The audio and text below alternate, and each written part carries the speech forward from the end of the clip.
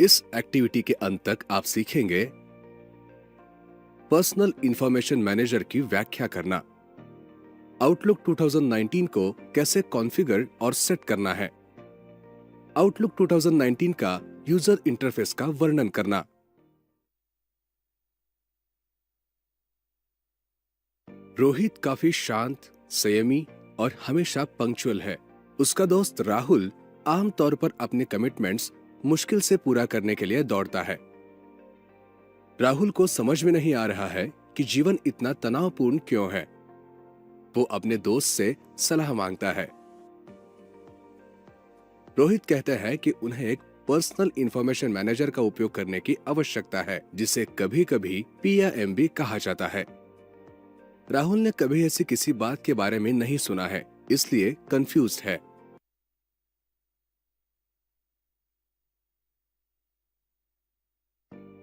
रोहित बताते हैं, हम में से अधिकांश लोग बहुत व्यस्त जीवन जीते हैं और एक साथ कई एक्टिविटीज को करने की आवश्यकता होती है। हमें कब और क्या करना है, इस पर शारीरिक रूप से नजर रखना कभी-कभी असंभव होता है। थोड़ी सी मदद और संगठन काफी दूर तक साथ दे सकती है। PIM एक प्रकार का एप्लीकेशन सॉफ्टवेयर है जो एक पर्सनल ऑर्गेनाइजर के रूप में कार्य करता है और आपके सभी एक्टिविटीज सही रास्ते पर चलती है। यह सुनिश्चित करता है कि आपके पास हमेशा सही जगह पर सही रूप में सही जानकारी हो, ताकि आप इसे खोजने में कम समय व्यतीत करें।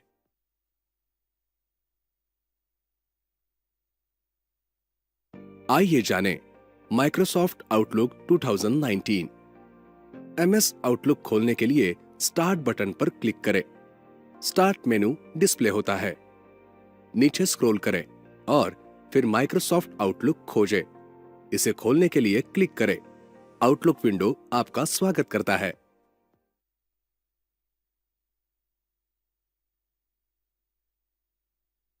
आउटलुक 2019 में लॉगिन करना अब बहुत आसान हो गया है। यहां अपना जीमेल एड्रेस एंटर करें और कनेक्ट पर क्लिक करें। यदि आप अपने जीमेल अकाउंट से लॉगिन कर रहे हैं, तो आपको पहले जीमेल अकाउंट सेटिंग से पॉप फॉर मेल्स को एनेबल करना होगा, जैसा कि यहां दिखाया गया है। अब आउटलुक सेटअप करने के लिए वापस आते हैं। इस पॉपअप विंडो में नेक्स्ट क्लिक करें। अब अपने जीमेल अकाउंट में लॉगिन करते समय एंटर किया गया पासवर्ड एंटर करें। कीप साइन्ड इन को एनेबल रखें। साइन इन पर क्लिक करें। आप डिटेल्स यहां पढ़ सकते हैं। जब आपका पूरा पढ़कर हो जाए तो अलाउ पर क्लिक करें। अकाउंट सेटअप अब पूर्ण हो गया है। आप सेटअप आउटलुक मोबाइल को माय फोन पर सक्षम कर सकते हैं। विकल्प के लिए आप अपने मोबाइल फोन से आउटलुक ऐप का उपयोग करना भी पसंद करेंगे। ओके पर क्लिक करें। यह है आपका आउटलुक 2019। यदि आप एक व्यक्ति हैं, तो आपको पिछले लेसन में अनुसरण किए गए स्टेप्स का पालन करके लॉगिन करना प्रेफर करना चाहिए। किसी कंपनी में कंप्यूटर पर्सनल इंचार्ज या सिस्टम एडमिन कुछ नियमों को म्यूचुअल रूप से सेट करने के लिए एडवांस ऑप्शंस का उपयोग करके आउटलुक को कॉन्फ़िगर कर सकता है। आइए जानें ऐसा कैसे करें। यहाँ अपना जीमेल एड्रेस दर्ज करें और फिर एडवांस ऑप्शन पर क्लिक करें। Let me setup my account manually option को सक्षम करें। कनेक्ट और पॉप पर क्लिक करें। अब आप इनकमिंग मेल, आउटगोइंग मेल और मैसेज डिलीवरी से संबंधित सेटिंग या नियम यहां स्पेसिफाई कर सकते हैं। अभी के लिए हम कुछ भी स्पेसिफाई नहीं करना चाहते हैं। हम सभी सेटिंग्स को वैसे ही रखेंगे और नेक्स्ट क्लिक करें। यहां पासवर्ड डालें। कनेक्ट पर क्लिक करें। आप setup outlook mobile on my phone 2 को सक्षम कर सकते हैं। हम भी अपने मोबाइल फोन में आउटलुक ऐप का उपयोग करना प्रिफर कर सकते हैं। हम इसे अभी के लिए डिसेबल कर देंगे। ओके पर क्लिक करें। ये आपका आउटलुक 2019 है।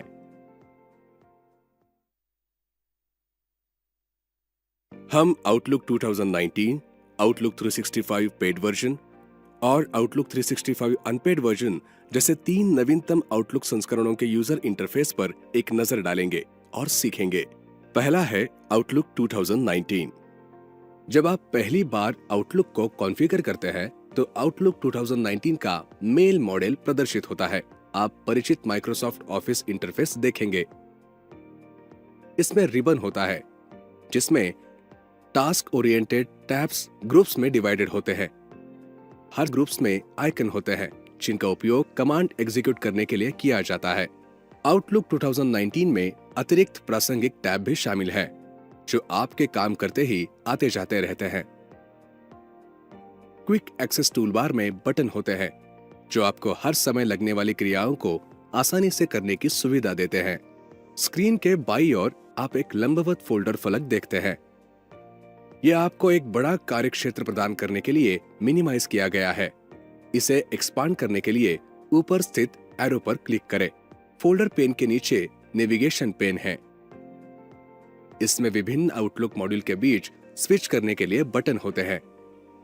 फोल्डर पेन को छोटा करने के लिए ऊपरी दाईं कोने में एरो पर क्लिक करें। एक बार फिर इसको एक्सपांड करें।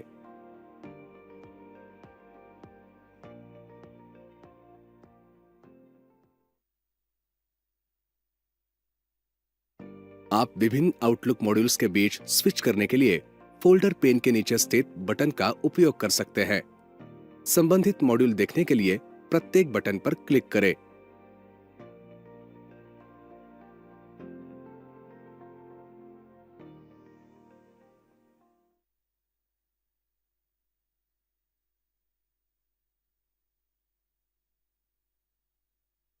आइए एक नजर डालते हैं प्रमुख लर्निंग पॉइंट्स पर। आपने सीखा परिभाषित करना कि पर्सनल इंफॉर्मेशन मैनेजर क्या है, आउटलुक 2019 को सेट और कॉन्फ़िगर करना, और आउटलुक 2019 के यूजर इंटरफेस का वर्णन करना।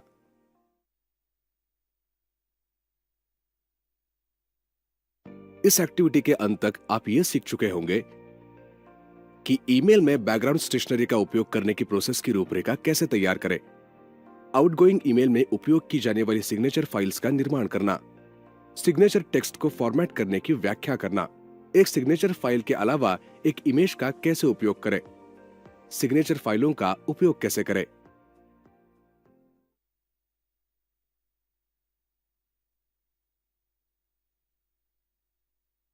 रोहित खुश है कि राहुल ने आउटलुक 2019 का इस्तेमाल ईमेल भेजने और प्राप्त करने के लिए सीख लिया है। वो अपने दोस्त की स्किल्स को और बढ़ाना चाहता है। राहुल, क्या तुम्हें पता है कि ईमेल को तुम और अच्छा बना सकते हो और सिग्नेचर भी ऐड कर सकते हो? राहुल उत्साहित है और जानना चाहता है कि यह कैसे किया जाता है।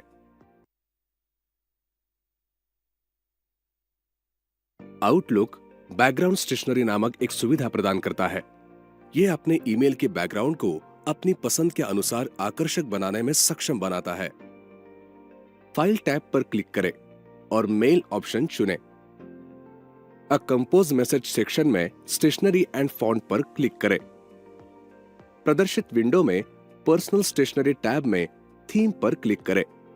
थीम या स्टेशनरी विंडो में दाईं ओर विभिन्न थीम्स पर एक एक करके क्लिक करें और बाईं ओर पूर्वावलोकन देखें। जब आपको कोई मुनासिब थीम मिल जाए तो ओके पर क्लिक करें। अन्य दो विंडोज में भी ओके पर क्लिक करें। अब न्यू ईमेल पर क्लिक करें। अब आपके ईमेल को अट्रैक्टिव बैकग्राउंड मिला है। डिटेल्स एंटर करें और सेंड टू डिस्पैच पर क्लिक करें।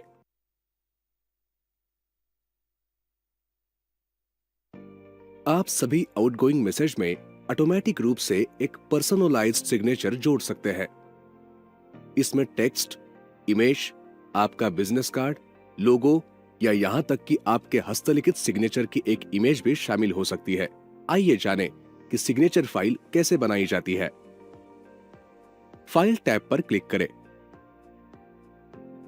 और मेल ऑप्शन चुनें। अब कंपोज मैसेज सेक्शन में सिग्नेचर पर क्लिक करें। सिग्नेचर टैब में सिग्नेचर और स्टेशनरी विंडो में न्यू पर क्लिक करें। सिग्नेचर के लिए एक नाम टाइप करें और ओके पर क्लिक करें। एडिट सिग्नेचर बॉक्स में वो टेक्स्ट टाइप करें जिसे आप सिग्नेचर में शामिल करना चाहते हैं।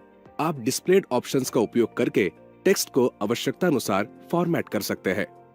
उदाहरण के लिए, अगर आपको कोई इमेज इंसर्ट करनी है, जैसे कि कंपनी लोगो, तो आपके कर्सर को उपयुक्त स्थिति में रखें।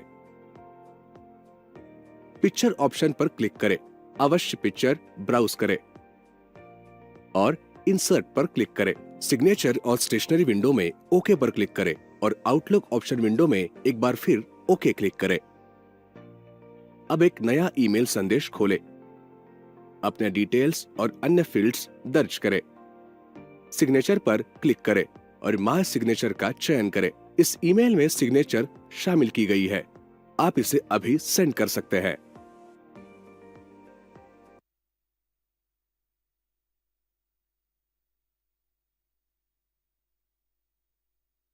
आइए एक नजर डालते हैं सारांश के प्रमुख उपायों पर। ईमेल में बैकग्राउंड स्टेशनरी का उपयोग करने की प्रोसेस को रेखांकित करना। आउटगोइंग ईमेल में उपयोग की जाने वाली सिग्नेचर फाइल्स को बनाना।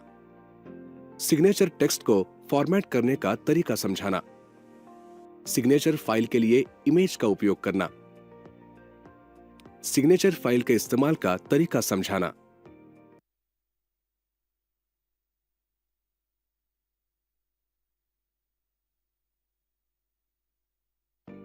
इस एक्टिविटी के अंत तक आप सीखेंगे आउटलुक 2019 पीपल मॉड्यूल का वर्णन करें। डिफाइन करें कि कॉन्टैक्ट और कॉन्टैक्ट ग्रुप क्या है। कॉन्टैक्ट क्रिएट करने की प्रोसेस की व्याख्या करें।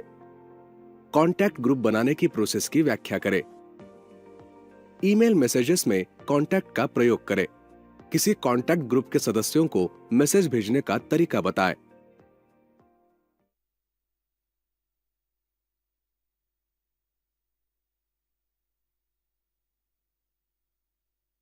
रोहित को लगता है कि राहुल आउटलुक 2019 सीखने के अगले स्तर पर जाने के लिए तैयार है। वो दूसरे आउटलुक मॉड्यूल पीपल को समझाने का फैसला करता है।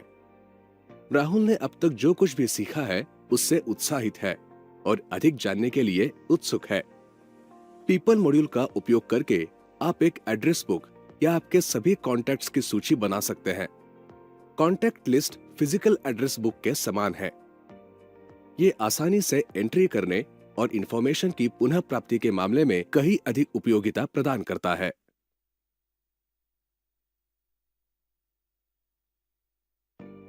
आइए जानें कि आउटलुक 2019 का उपयोग करके कॉन्टैक्ट्स कैसे बनाए जाए। कॉन्टैक्ट्स डिस्प्ले करने के लिए नेविगेशन पेन में पीपल आइकॉन पर क्लिक करें। अब होम टैब पर न्यू ग्रुप में न्यू कॉन्टैक्ट पर क्लिक करें या Ctrl+N दबाएं। डिस्प्लेड विंडो में अपने कॉन्टैक्ट डिटेल्स भरें, जैसे कि पूरा नाम, ईमेल एड्रेस और अन्य प्रासंगिक जानकारी दर्ज करें।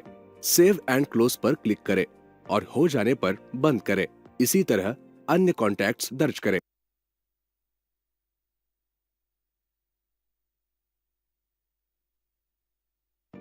आइए देखें कि ईमेल मैसेजेस में कॉन्टैक्ट का उपयोग कैसे किया जा सकता है। नेविगेशन पेन में मेल आइकॉन पर क्लिक करें। न्यू ग्रुप में होम टैब पर न्यू ईमेल पर क्लिक करें। न्यू मैसेज विंडो में टू बटन पर क्लिक करें और डिस्प्लेड कॉन्टैक्ट लिस्ट में से आवश्यक कॉन्टैक्ट पर क्लिक करें। फिर विंडो के नीचे टू बटन पर क्लिक करें। आप मल्टीपल कॉन्टैक्ट का चयन करते समय कंट्रोल की दबाकर उन्हें ऐड कर सकते हैं। विंडो के निचले भाग में टू बटन पर वापस क्लिक करें।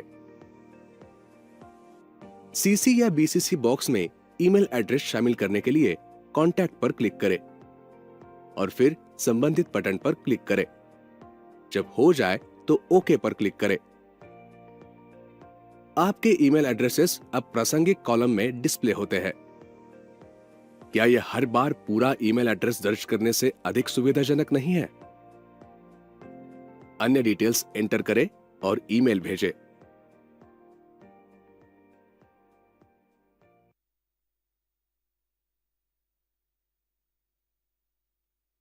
पीपल मॉड्यूल द्वारा दिए जा रहे सुविधा से राहुल प्रभावित है। रोहित उससे कहता है कि वो और भी बहुत कुछ कर सकता है। वो कई कॉन्टैक्ट्स को एक कॉन्टैक्ट ग्रुप में जोड़ सकता है। मैसेज ऐसे ग्रुप को भेजा गया जहां सभी मेंबर्स को प्राप्त होता है। यह बहुत उपयोगी होता है जब आपको नियमित रूप से लोगों के समान ग्रुप के साथ संवाद करने की आवश्यकता होती है। आइए एक नया कॉन्टैक्ट ग्रुप बनाएं। न्यू आइटम पर क्लिक करें और मोर आइटम्स पर अपना कर्सर घुमाएं और कॉन्टैक्ट ग्रुप पर क्लिक करें। एक नई विंडो खुलकर आएगी। नेम बॉक्स में ग्रुप का नाम लिखें। मेंबर ग्रुप से ऐड मेंबर पर क्लिक करें। फ्रॉम आउटलुक कॉन्टैक्ट्स पर क्लिक करें। सिलेक्ट मेंबर कॉन्टैक्ट विंडो दिखाई देगी।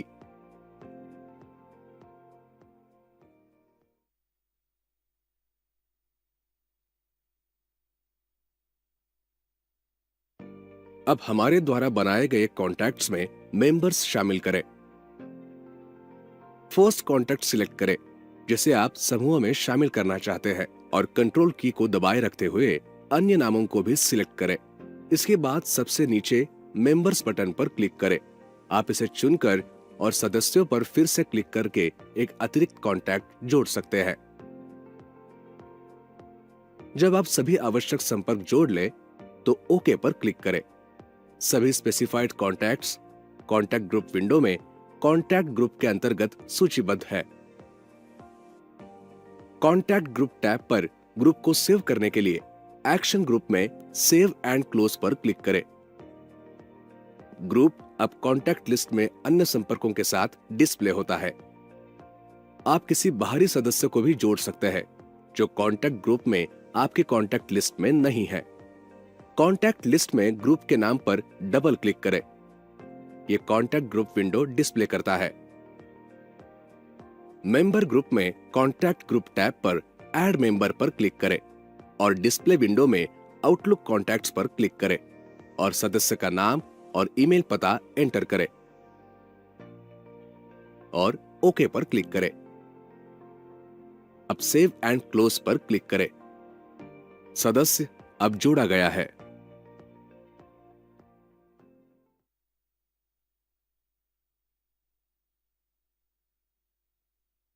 आइए हमारे द्वारा बनाए गए कॉन्टैक्ट ग्रुप के सभी मेंबर्स को एक मेल भेजें।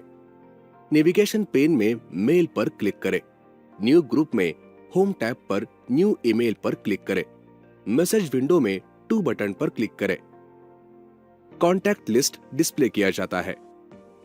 कॉन्टैक्ट ग्रुप के नाम पर क्लिक करें और फिर सूची विंडो के नीचे टू पर क्लिक करें। अब ओके पर क्लिक करें। आप मैसेज विंडो में ग्रुप का नाम देख सकते हैं। अन्य डिटेल्स एंटर करें और सेंड पर क्लिक करें। इंडिविजुअल मेल अब ग्रुप के प्रत्येक सदस्य को भेज दिए जाते हैं।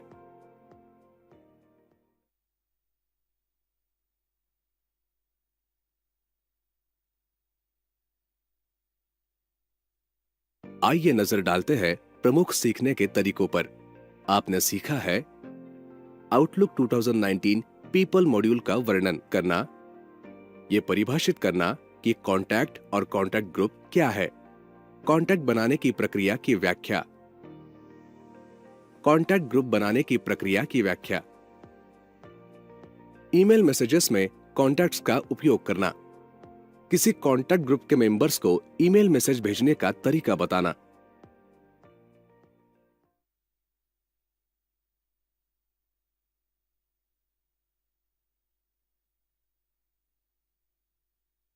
इस एक्टिविटी के अंत तक आप सीखेंगे आउटलुक 2019 मेल मॉड्यूल को समझना, मेल फोल्डर के उपयोग के बारे में बताना, ईमेल मैसेज बनाने की प्रक्रिया की रूपरेखा तैयार करना, ईमेल अटैचमेंट के उपयोग को समझना, ड्राफ्ट बनाने का तरीका बताना, ईमेल का रिप्लाई देने और उसे फॉरवर्ड करने का तरीका बताना।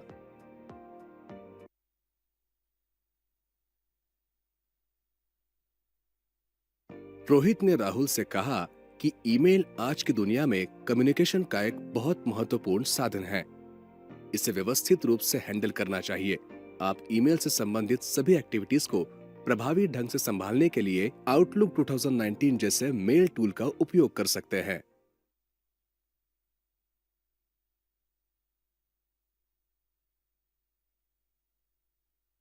You can see that the folder pane in the mail module displays some default folders.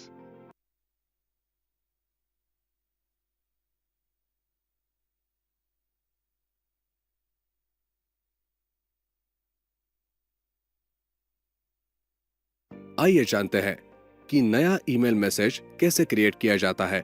Screen के बाईं ओर न्यू मैसेज पर क्लिक करें। एक न्यू मैसेज विंडो खुलेगी।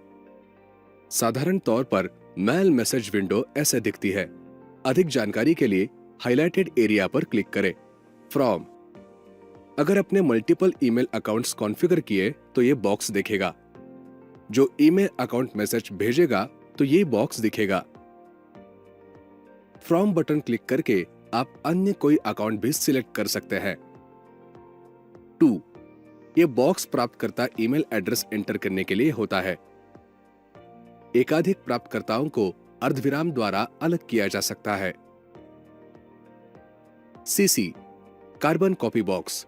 सीसी का उपयोग उन लोगों के एड्रेस शामिल करने के लिए किया जाता है जिन्हें आप ईमेल की प्रतियां भेजना चाहते हैं। बीसीसी यदि आप किसी ऐसे व्यक्ति को ईमेल भेजना चाहते हैं जिसके बारे में आप अन्य प्राप्तकर्ताओं को नहीं बताना चाहते तो आप बीसीसी का उपयोग कर सकते हैं, जो कि ब्लाइंड कार्बन कॉपी बॉक्स है। सब्जेक्ट। इस बॉक्स का उपयोग मैसेज के विषय को एंटर करने के लिए किया जाता है। मेल बिना किसी विषय के भेजे जा सकते हैं, लेकिन एक को शामिल करना उचित है। इससे इस बात की अधिक संभावना है कि आपके मेल पर अपेक्षित ध्यान दिया जाएगा। सेंड। इस बटन का उपयोग ईमेल भेजने के लिए किया जाता है।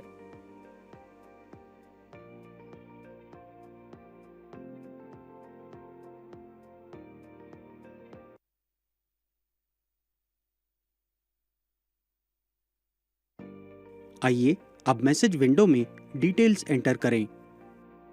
टू सीसी और बीसीसी बॉक्स में उन लोगों का ईमेल एड्रेस एंटर करें जिन्हें आप ईमेल भेजना चाहते हैं। सब्जेक्ट या मैसेज टेक्स्ट एंटर करें जैसे कि यहां दिखाया गया है। सुनिश्चित करें कि आपने जो कुछ भी एंटर किया है वह सही है और फिर सेंड पर क्लिक करें। आपका संदेश अपनी राह पर है। भेजे गए ईमेल देखने के लिए आप सेंट आइटम्स फोल्डर में जा सकते हैं। आप एक ड्राफ्ट बना सकते हैं जो बाद में भेजे जाने वाले मेल की एक नॉन फाइनलाइज्ड या रफ कॉपी है। आइए देखें कि यह कैसे किया जाता है। हमेशा की तरह एक मेल बनाएं, फिर 3 बिंदुओं या मेनू बटन पर क्लिक करें। सेव ड्राफ्ट पर क्लिक करें। ड्राफ्ट अब इस समय सेव किया गया है। आपका मेल अब ड्राफ्ट फोल्डर में संग्रहित है। अपने मेल को बाद में एडिट करने के लिए आप फोल्डर पेन में ड्राफ्ट फोल्डर में जा सकते हैं और फिर मैसेज पेन में मैसेज पर क्लिक कर सकते हैं।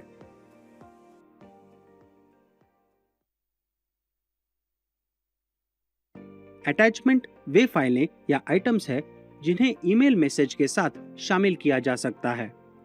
उनकी तुलना एक कवर लेटर से की जा सकती है जो कभी-कभी एक पार्सल या जन्मदिन कार्ड से अटैच होता है, जिसे उपहार के साथ भेजा जाता है। ईमेल प्राप्तकर्ता अटैचमेंट खोल सकता है, देख सकता है और एडिट कर सकता है।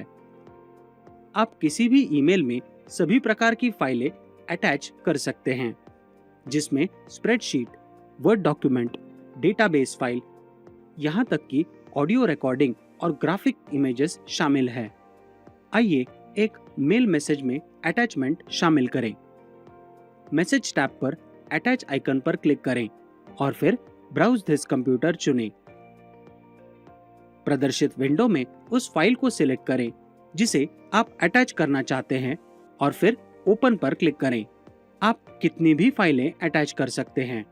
एक या एक से अधिक फाइलों को सिलेक्ट करने के लिए सिलेक्शन करते समय कंट्रोल की दबाए रखें और फिर ओपन पर क्लिक करें। अटैच फाइलों की सूची सब्जेक्ट के नीचे प्रदर्शित होती है। किसी गलत अटैचमेंट को हटाने के लिए ड्रॉप डाउन बटन पर क्लिक करें और फिर रिमूव अटैचमेंट पर क्लिक करें या डिलीट दबाएं। अब ईमेल को नियमित की तरह भेजें।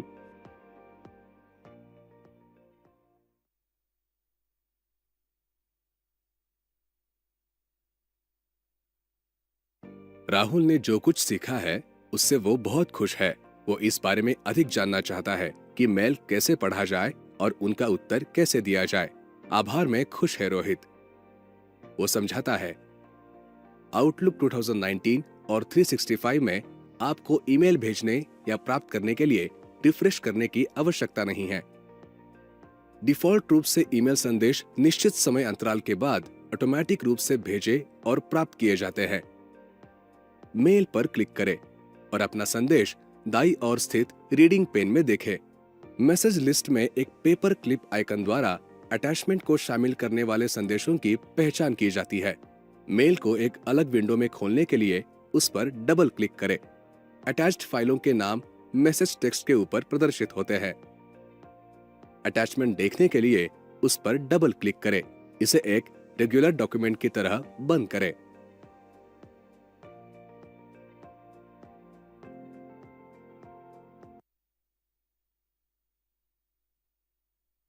Whenever you are reading an email message in Outlook, buttons labeled Reply, Reply All, and Forward appear somewhere near the top of the screen. Roll your mouse over the highlighted areas to know more. Reply.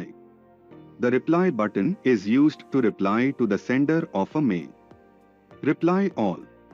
The Reply All button is used to reply to the sender of a mail as well as all other recipients. Forward. The Forward button is used to send a received mail onward to other people.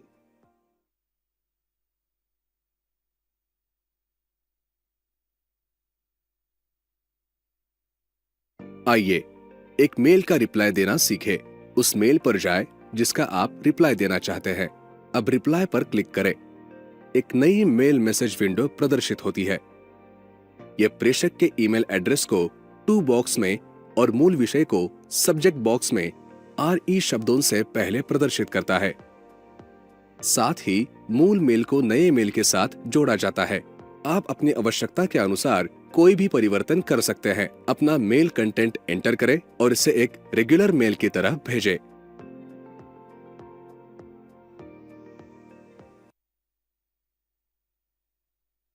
Rahul को एक दिलचस्प mail मिला है। वो इसे अपने एक मित्र को भेजना चाहता है। वो जानना चाहता है कि यह कैसे करना है। आइए एक मेल फॉरवर्ड करना सीखें। मेल खोलें और यहां फॉरवर्ड बटन पर क्लिक करें। ओरिजिनल मेल टेक्स्ट और सब्जेक्ट से पहले FW शब्दों के साथ एक नई मैसेज स्क्रीन दिखाई देती है। ओरिजिनल सेंडर का नाम, ईमेल एड्रेस और रिसीव्ड डेट और टाइम भी शामिल होता है।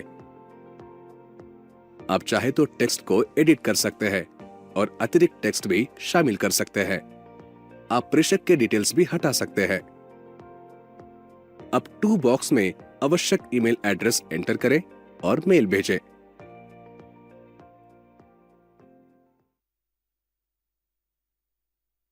राहुल का सवाल है। वो जानता है कि भेजे गए और प्राप्त सभी मेल उनके संबंधित फोल्डरों में संग्रहित है, लेकिन आवश्यक कार्रवाई करने के बाद उसे सभी ईमेल की प्रतियां रखने की आवश्यकता नहीं है। अगर उसने ऐसा किया तो उसके पास अनगिनत पुराने मेलों के बहुत ज्यादा फोल्डर होंगे। रोहित ने उसे चिंता न करने के लिए कहा। आउटलुक आपको उस चीज से छुटकारा पाने की अनुमति देता है जिसे आप बरकरार नहीं रखना चाहते हैं। इनबॉक्स से किसी ईमेल को हटाने के लिए संदेश फलक में उस पर क्लिक करें और फिर डिलीट पर क्लिक करें। संदेश आपके हटाए गए आइटम फोल्डर में ले जाया गया है। आप इसी तरह किसी अन्य फोल्डर से मेल्स को डिलीट कर सकते हैं। आप हटाए गए आइटम फोल्डर को अतिरिक्त संग्रहण के लिए स्थान खाली करने के लिए खाली कर सकते हैं। इसके लिए फोल्डर के नाम पर राइट क्लिक करें और इस फोल्डर पर क्लिक करें और फिर खुलने वाली विंडो में डिलीट ऑल पर क्लिक करें।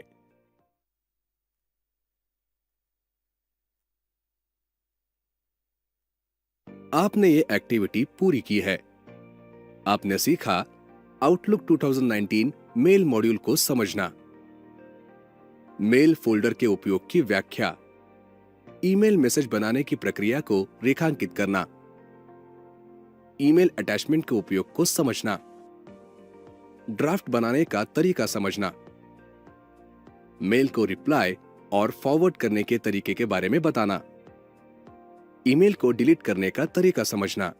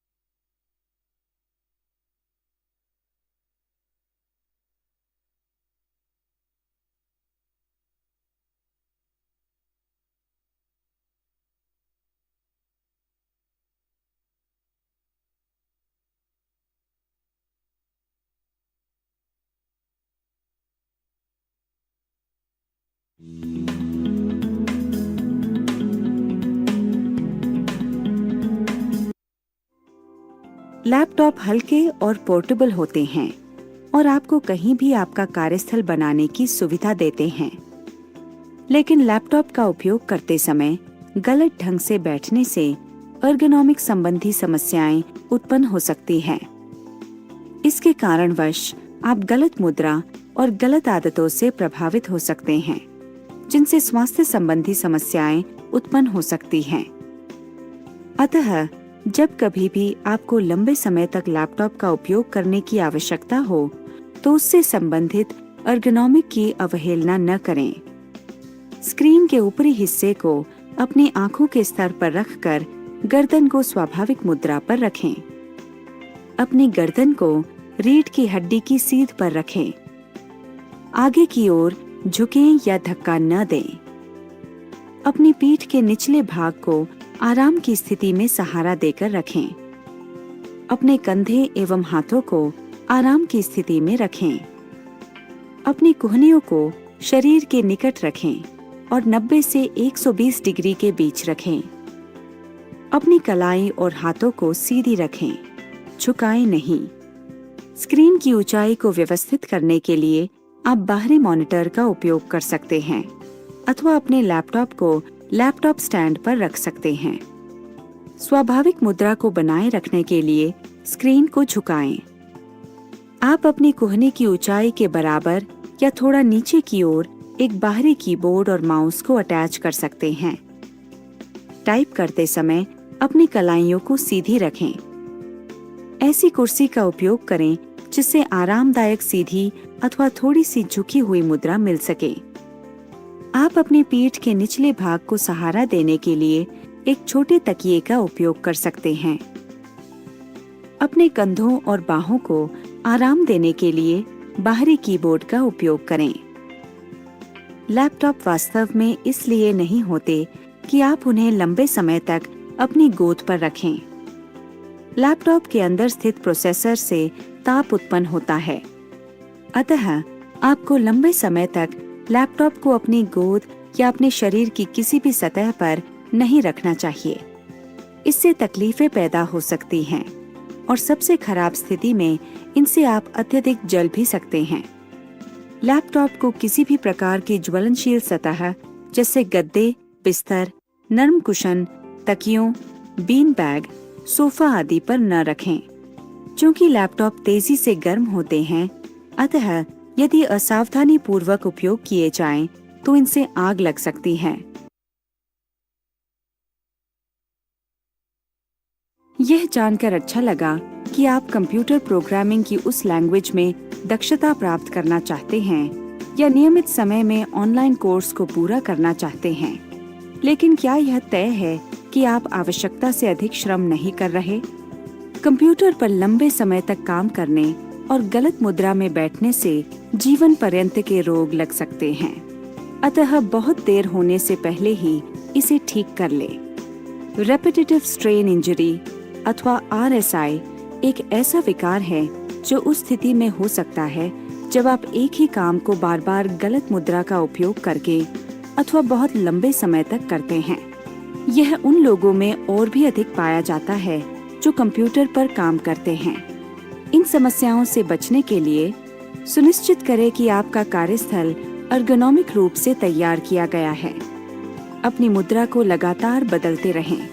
नियमित अवकाश लेकर अपने कार्यस्थल से थोड़ा टहलें, कंप्यूटर की स्क्रीन पर न देखें, अपनी मांसपेशियों को आराम दें आदि।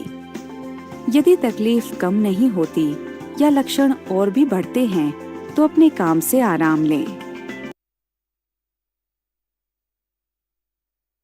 आइए हम माउस को उपयोग करने के सही तरीके देखें। माउस को प्रभावशाली ढंग से रखने के लिए निम्नलिखित टिप्स हैं। माउस के लिए ऐसे डिजाइन का चयन करें जो आपके हाथों में फिट आए। माउस को कीबोर्ड के समान ही ऊंचाई पर और उसके ठीक बगल में रखें। माउस के ऊपर नरमी के साथ अपने हाथ रखें। इसे बहुत कसकर न पकड़ें। अपनी सांकेतिक उंगली और अनामिका को माउस के बटनों पर रखें और मध्यम उंगली को बीच में स्क्रॉल व्हील पर रखें। अपनी कलाई को स्वाभाविक तरीके से आरामदायक ढंग से रखें। अपनी कलाई को सीधी रखें। अपने हाथ को बाएं या दाहिनी ओर न घुमाएं। अपनी बाह को ऊपर या नीचे न करें। माउस का उपयोग करते समय कलाई को टिकाए नहीं। आपके हाथ के अगले भाग को गति के लिए स्वतंत्र रहना चाहिए, जिससे आपकी कलाई को थकान न हो।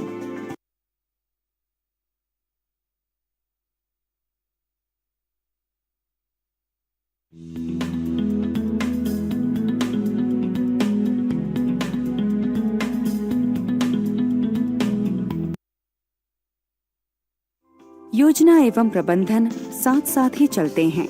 यदि आप कुछ पहले से योजना बना लें तो न केवल आपके पहले से किन्हीं व्यवधानों की संभावनाओं का मूल्यांकन कर सकते हैं, बल्कि उनका अच्छी तरह से प्रबंधन भी कर सकते हैं। मूवी की योजना बना रहे हैं, मित्र से मिलने जाना है, एक महत्वपूर्ण मीटिंग पर जाना है, रास्तों के विकल्पों, यात्रा में लगने वाले समय आदि की जानकारी के लिए गूगल मैप का उपयोग करें। आप सबसे छोटे रास्ते का विकल्प चुन सकते हैं और ट्रैफिक से बच भी सकते हैं। समय और ईंधन की बचत करें। गूगल मैप का ऐप सार्वजनिक और निजी दोनों तरह के साधनों के लिए विभिन्न रास्तों के विकल्प प्रदर्शित करता है। आप अपने लिए सुविधाजनक रास्ते के लिए एक विस्तृत नेविगेशन देखने का विकल्प भी चुन सकते हैं। अपना जन्मदिन मना रहे हैं, शादी, बच्चे का पहला जन्मदिन, कागज के निमंत्रण पत्र भेजने के स्थान पर ई निमंत्रण भेजें और आप कागज बचाने में अपना योगदान देंगे। ई निमंत्रण के लाभ: आप अपने खुद के निमंत्रण डिजाइन कर सकते हैं। अपने सभी मित्रों को ईमेल करें और अटैचमेंट के रूप में निमंत्रण भेजें। आपके अतिथि अपने गूगल कैलेंडर में भी तारीख को चिन्हित कर सकते हैं। जब आप इस प्रकार से निमंत्रण भेजते हैं, आप न केवल लिफाफे और निमंत्रण पत्र में लगने वाले कागज की बचत करते हैं, बल्कि आप काफी समय भी बचाते हैं। आप इस सूची में किसी भी नए अतिथि को जोड़कर उन्हें भी अटैचमेंट भेज सकते हैं। अपने जन्मदिन पर वृक्षारोपण अवश्य करें अथवा रिटर्न गिफ्ट के रूप में एक पौधा उपहार में दें।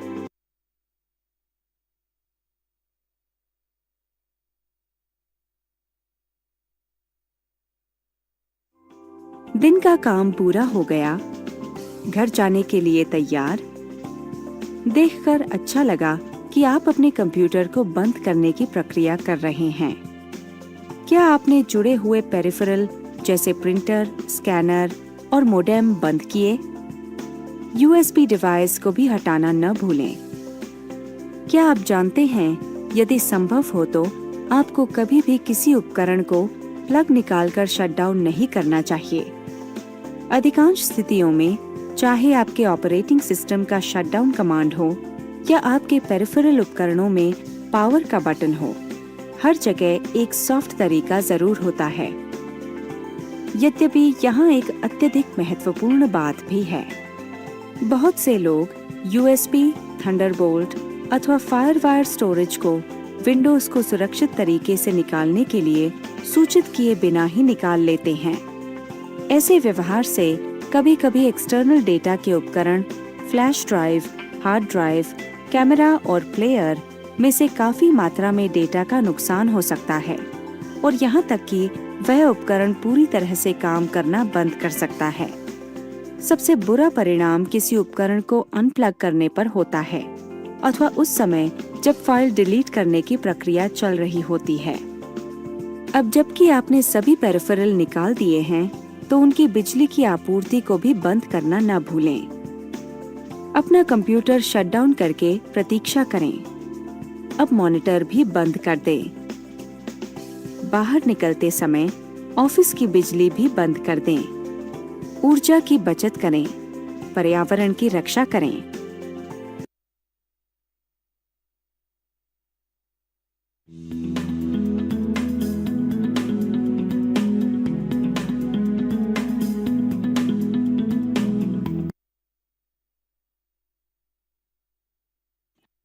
एक अन्य क्षेत्र जहां टाइपिंग की कुशलता की आवश्यकता होती है वो है मेडिकल ट्रांसक्रिप्शन। मेडिकल ट्रांसक्रिप्शन में बोले गए ऑडियो फाइल से डॉक्टरों की रिपोर्ट को ट्रांसक्राइब अथवा टाइप किया जाता है। डॉक्टर अपने रोगियों के मेडिकल रिकॉर्ड रखते हैं। अनेक डॉक्टर रोगियों के विवरणों को स्वयं लिखने में समय गंवाना नहीं चाहते। साथ ही अपने सहयोगियों को बोलकर लिखवाने में भी उनका काफी अधिक समय लगता है। डेटा को रिकॉर्ड करके उसे किसी अन्य व्यक्ति से ट्रांसक्राइब करवाने का काम अत्यधिक सुविधाजनक लगता है। ट्रांसक्रिप्शन कैसे काम करता है? अनेक देशों में आजकल बीमा कंपनियों ने टाइप किए हुए मेडिकल नोट्स अनिवार्य कर दिए हैं, जिसका अर्थ है पिछले दशक में मेडिकल ट्रांसक्रिप्शन के काम की आवश्यकता लगभग 3 गुना बढ़ गई है। वर्तमान जुड़े हुए संसार में मेडिकल ट्रांसक्रिप्शन के लिए भारत एक विशाल केंद्र है। पूरे विश्व से डॉक्टर इंटरनेट के जरिए अपनी ऑडियो फाइल टाइप होने के लिए भेजते हैं। ट्रांसक्राइबर इसी प्रकार टाइप की हुई फाइलों को वापस भेजते हैं। वर्तमान में इस क्षेत्र में सही ढंग से प्रशिक्षित लोगों की मांग उनकी पूर्ति से अधिक है। सबसे अच्छा समाचार ये है कि कंपनियां अक्सर वर्क फ्रॉम होम विकल्प के साथ योग्य व्यक्तियों को नियुक्त करती है। घर से काम करने वाले ट्रांसक्रिप्शनिस्ट के रूप में आपको सड़क की भारी ट्रैफिक की कोई चिंता नहीं होती और आप स्वयं अपने काम के घंटे तय करते हैं।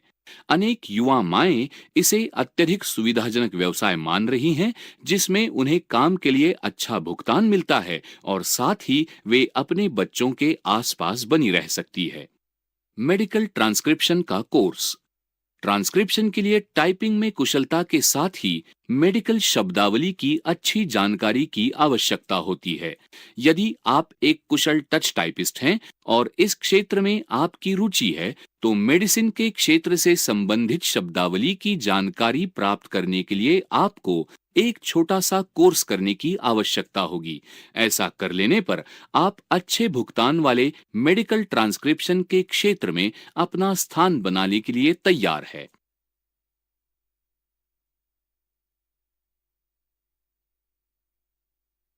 ट्रांसक्रिप्शन कैसे काम करता है? अनेक देशों में आजकल बीमा कंपनियों ने टाइप किए हुए मेडिकल नोट्स अनिवार्य कर दिए हैं, जिसका अर्थ है पिछले दशक में मेडिकल ट्रांसक्रिप्शन के काम की आवश्यकता लगभग 3 गुना बढ़ गई है। वर्तमान जुड़े हुए संसार में मेडिकल ट्रांसक्रिप्शन के लिए भारत एक विशाल केंद्र है। पूरे विश्व से डॉक्टर इंटरनेट के जरिए अपनी ऑडियो फाइल टाइप होने के लिए भेजते हैं। ट्रांसक्राइबर इसी प्रकार टाइप की हुई फाइलों को वापस भेजते हैं। वर्तमान में इस क्षेत्र में सही ढंग से प्रशिक्षित लोगों की मांग उनकी पूर्ति से अधिक है। सबसे अच्छा समाचार ये है कि कंपनियां अक्सर वर्क फ्रॉम होम विकल्प के साथ योग्य व्यक्तियों को नियुक्त करती है। घर से काम करने वाले ट्रांसक्रिप्शनिस्ट के रूप में आपको सड़क की भारी ट्रैफिक की कोई चिंता नहीं होती और आप स्वयं अपने काम के घंटे तय करते हैं। अनेक युवा माएं इसे अत्यधिक सुविधाजनक व्यवसाय मान रही हैं, जिसमें उन्हें काम के लिए अच्छा भुगतान मिलता है और साथ ही वे अपने बच्चों के आसपास बनी रह सकती है। मेडिकल ट्रांसक्रिप्शन का कोर्स। ट्रांसक्रिप्शन के लिए टाइपिंग में कुशलता के साथ ही मेडिकल शब्दावली की अच्छी जानकारी की आवश्यकता होती है। यदि आप एक कुशल टच टाइपिस्ट हैं और इस क्षेत्र में आपकी रुचि है, तो मेडिसिन के क्षेत्र से संबंधित शब्दावली की जानकारी प्राप्त करने के लिए आपको एक छोटा सा कोर्स करने की आवश्यकता होगी। ऐसा कर लेने पर आप अच्छे भुगतान वाले मेडिकल ट्रांसक्रिप्शन के क्षेत्र में अपना स्थान बनाने के लिए तैयार है।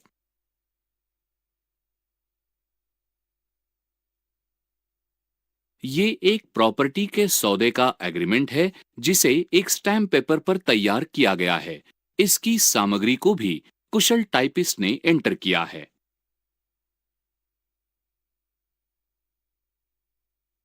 बैंकिंग के क्षेत्र में टाइपिंग। बैंकिंग क्षेत्र भी एक ऐसा क्षेत्र है जहां कुशल टाइपिस्ट की आवश्यकता होती है। आज सारी जानकारी ऑनलाइन उपलब्ध होने की आवश्यकता होती है। ऐसा करने के लिए कंप्यूटर में बहुत सारा डेटा एंटर करने की आवश्यकता होती है। साथ ही बैंकों में टाइप किए हुए अनेक औपचारिक पत्राचार भी होते हैं। बैंकों को समय समय पर केवाईसी यानी नो योर कस्टमर संबंधी सूचना एकत्र करनी होती है। अपेक्षित डॉक्यूमेंट की सूची अलग अलग ग्राहकों के लिए अलग होती है। उदाहरण के लिए, निजी स्तर पर लोगों को डॉक्यूमेंट का एक सेट जमा करना होता है, जबकि कंपनियों को दूसरे तरह के डॉक्यूमेंट जमा करने होते हैं। प्रत्येक बैंक में इतनी बड़ी संख्या में ग्राहक होने के साथ आप कल्पना कर सकते हैं कि कितने अधिक डेटा के रखरखाव की आवश्यकता है। ये सारा डेटा उनके कंप्यूटर सिस्टम में एंटर करना होता है और इस काम के लिए बड़ी मात्रा में टाइपिस्ट की आवश्यकता होती है। इसी प्रकार जब लोन की एप्लीकेशन पर काम होना होता है, तो विभिन्न इकाइयों के द्वारा विभिन्न प्रकार के डॉक्यूमेंट जमा किए जाते हैं। इनके विवरण बैंक के कंप्यूटर पर रखने पड़ते हैं। पुनः इस डेटा एंट्री के लिए भी टाइपिंग की कुशलता की आवश्यकता होती है। सभी विभागों में किसी न किसी काम के लिए टाइपिंग की कुशलता की आवश्यकता होती है। अतः आप देख सकते हैं कि बैंकिंग के क्षेत्र में भी टाइपिंग में निपुणता की अत्यधिक आवश्यकता होती है।